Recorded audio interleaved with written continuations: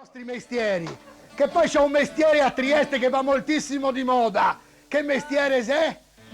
Sei un pensionato, la mia mamma, sei un pensionato, la mia mamma la me vuol dare. Pensionato con la lira, busta paga, più non tira, dire no. Sei un pensionato, dire no.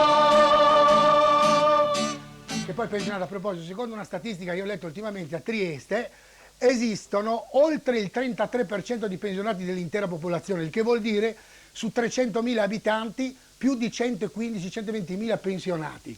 Quindi è veramente una cosa che fa paura, anche perché le nascite sono in regresso e invece sono in aumento i pensionamenti per vecchiaia. Calcolando così grosso modo, fra pochi anni, io calcolo circa una ventina d'anni, Trieste sarà una città completamente di pensionati. Quindi non per niente, mi pare che adesso stanno proprio facendo un progetto proprio per fare un film che si intitolerà, mi pare, Trieste 2001 Odissea nell'ospizio, che sembra otterrà un molto successo. Ma a proposito dei pensionati, quella che dire non tira, la paga più non tira, questo doppio senso, sai, la paga più non tira, cosa non tira, Bisogna vedere l'età, perché a un certo punto vi spiego, io ero un matto, si immagina, va del dottore che dici, dottor la senta, migo 74 anni, ma mego tanto innamorato di una mula di 19 che la mi vuole sposare. Cosa la dici lei? Potessi?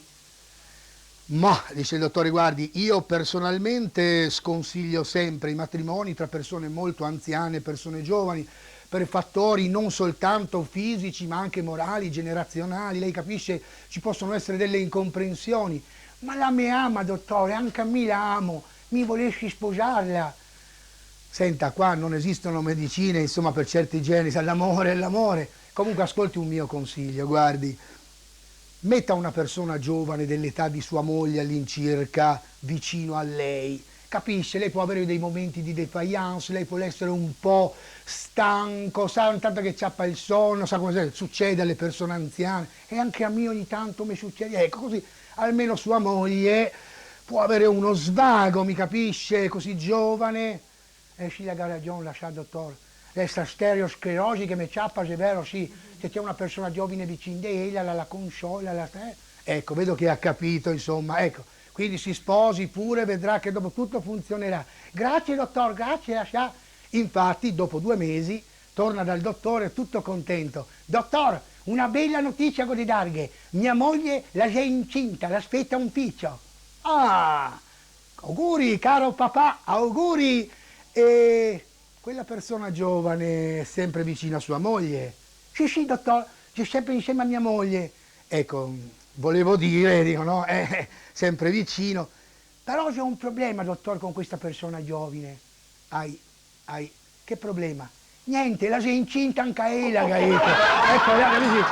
È il veccetto che più non tira, te capisci?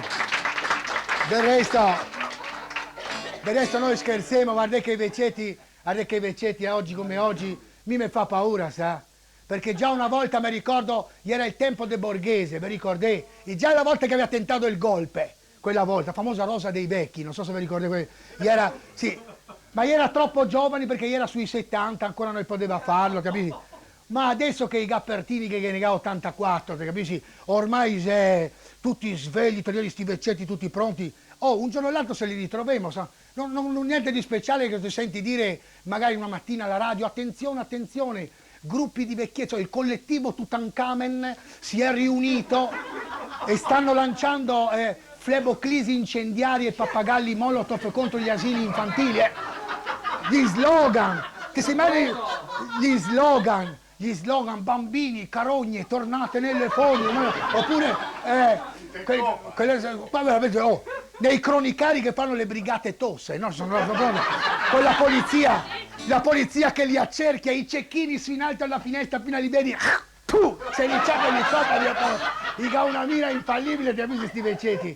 Bisogna stare attenti, un giorno l'altro se li ritroviamo, sa? Il Ministero dell'Interno tutto impaurito, old power, anche la cosa inglese, Pertini sei tutto noi, perché anche sto Pertini poi, vabbè, ma di lui ne parleremo dopo, visto che oramai dei pensionati, qua ne abbiamo parlato anche troppo, e torneremo bene in seguito a parlare anche dei lori.